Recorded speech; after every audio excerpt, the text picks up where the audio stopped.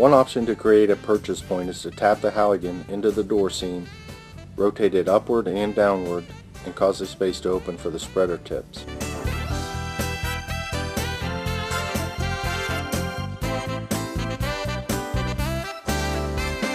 Remember to utilize purchase points caused by the crash if available at the latch pin or the hinge side.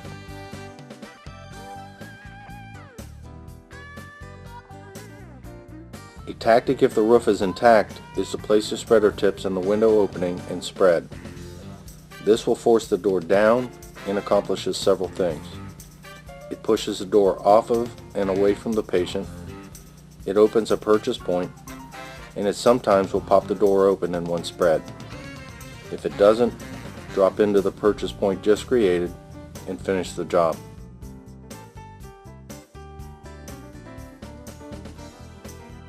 If the decision is made to start at the hinge side, place the spreader between the A-post and door, forcing the door down and away.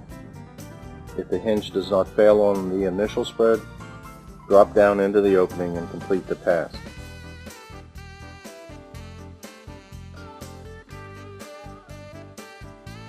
As shown here, this opens a large purchase point on the hinge side, enabling you to cut or spread the door from the vehicle.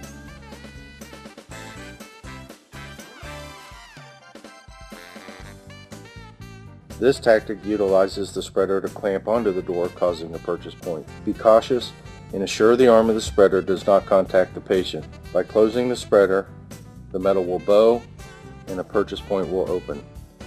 If the opening is not large enough for the tips, pinch the metal, walk the tool forward, and enlarge the opening.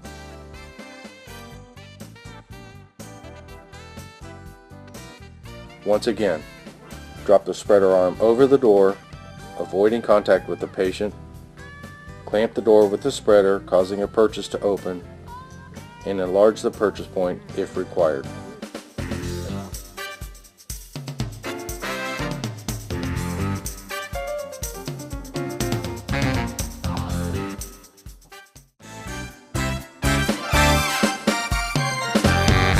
In the first part of this video, we will show how to completely remove a vehicle roof. First, we have made a cut high on the A-post.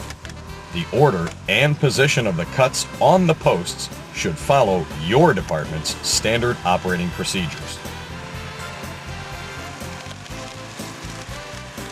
Next, we make multiple cuts to the C-post. Since the C-post is usually the widest and may require multiple cuts, it should be cut first or second.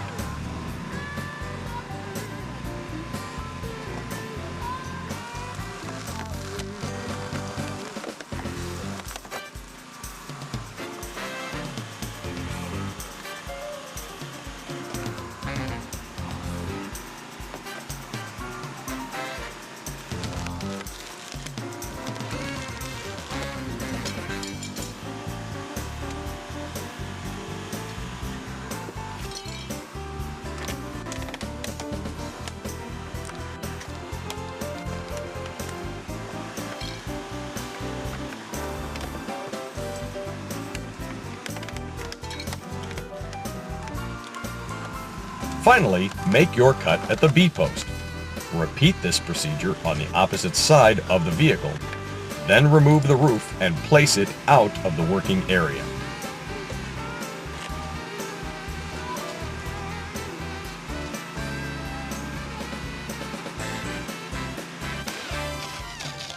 In the next evolution, we will flap the roof.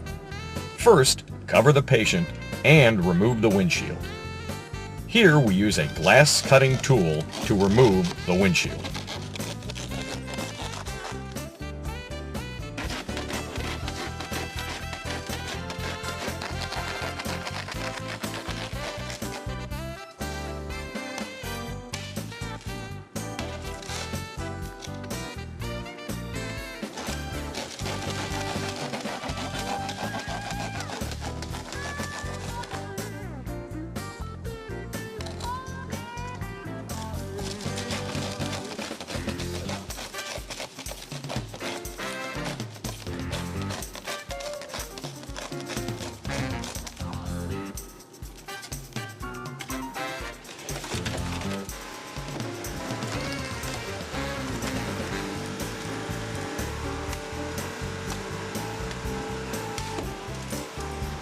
First, make a cut through the A post and the B post, avoiding the seat belt anchor.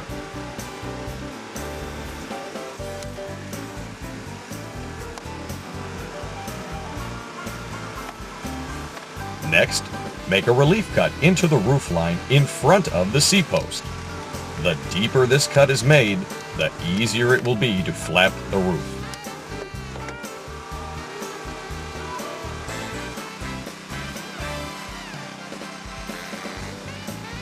Make sure the seatbelt straps are cut and flap back the roof.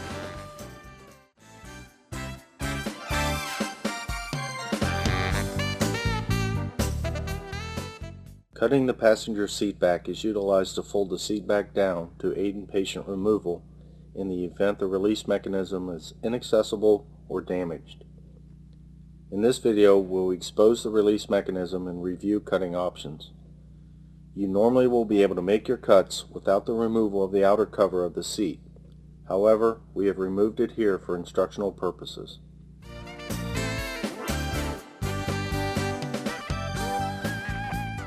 As the mechanism area is exposed, you can see the structures that we are dealing with. We see the pivot pin, the heavy gauge steel at the base of the mechanism, and bolts. You should try to avoid the reinforced areas and cut the support that comes up into the seat back. This is the weakest point, and cutting it will allow the seat back to fold down. We must maintain control of the patient during this tactic.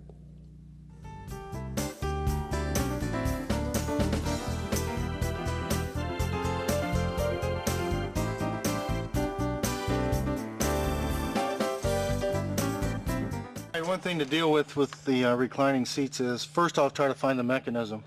Find the mechanism side, release it. If it releases and the seat back goes back, great. But a lot of times during the wreck, those get jammed. So if you have to cut it, try to go to the mechanism side first. And the reason we do that is 9 out of 10 times the other hinge is just a dummy hinge. Cut the mechanism side, the seat back will fold back. But a couple things you gotta look for on the seat mechanism. The rolled steel right in there is a real strong piece that we don't really want to cut through, because what will happen is once your cutters get on that, as you close, your cutter tips will start to separate, and once they start to separate, if you keep going, you're going to possibly shear a tip off. So instead of cutting through that, all we need to do is expose it or know where it is, go above it to where the hinge is, and cut through that area right there. That's the least amount of metal. We cut that, the mechanism doesn't matter anymore because we're cutting the seat away from the mechanism. Cut that side, the seat back should recline. If it doesn't recline, then that's telling us that the other hinge is a actual hinge that holds the seat up as well, and we have to cut it.